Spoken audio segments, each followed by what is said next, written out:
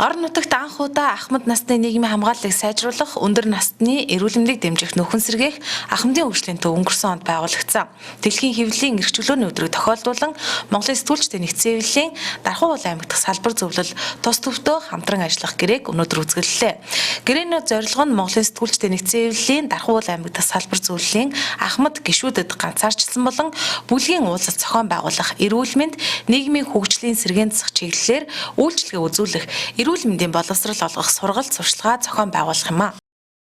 Дархан уулын аймагт бол эртнээс одоо хөл мэдээллийн салбар бол илүү хөгжингүй маш олон чадварлаг уран бүтээлчид ажиллаж байсан. Эдгээр ахмад одоо сэтгүүлчид уран бүтээлчтэй бол төвдөө одоо урьж үйлчлүүлэх нэгдүгээр алхам байгаа.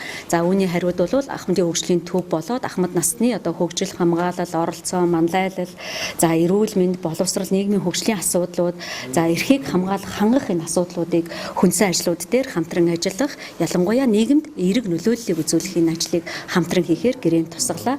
За цаашлаад мөн 10 дугаар сарын 1-ийг угтаад ахмадын өдрийг угтаад нийт одоо хэвлэл мэдээллийн ажилтнууд, сэтгүүлчид, сурвалжлагчдынхаа дунд бол ахмад насны эрхийг хамгаалах гэсэн сэдвээр бид нэр 6 сарын хугацаанд уралдаан зарлаж байгаа.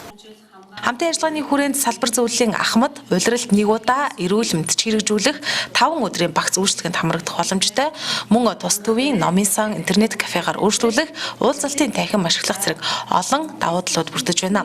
Сэтгүүлчдийн хэвлэлийн салбар зөвлөлөөс мэдээ сурвалжлага бэлтгэх, хамтран контент үйлдвэрлэх, редакц, телевиз, сайтууд, ахмадын хөгжлийн төвийн анги танхимыг ашиглах, ахмад наснуудтай хамтран нийгэмд чиглэсэн контент бэлтгэхээр боллоо. Дархан уулын аймгийн сэтгүүлчдийн байгууллагын ахмад сэтгүүлчид төдийгүй ер нь одоо Дархан уулын аймгийн ахмадууд энэ хөгжлийн төв дээр чухам ямар одоо үйлчлэгээ авч үзүүлдэг, ямар ач холбогдолтой гэдэг талаар бол бүх үйл ажиллагааг бол манай сэтгүүлчдийн байгууллага энд одоо оролцсон орон нутгийн хэвлэл мэдээллийн байгууллагууд энэ одоо сурвалжилт нийт ард түмэнд одоо хөрөх юм ач холбогдолтой болж байна.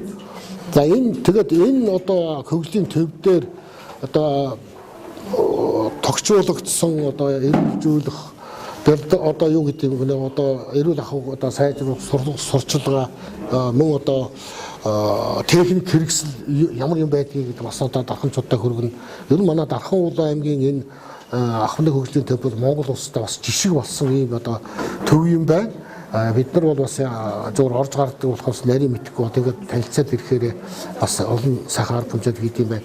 Одоо сая энэ ахмадын хөгжлийн төвийн одоо дарга Янжбагийн танилцуулсаас өчгөд бол энэ төв бол улам одоо өргөжиж цаашаага одоо Монгол улсын хэмжээнд туршлах судалгууц ийм одоо төв болж байгаа нь бол гайхамшигтай байна.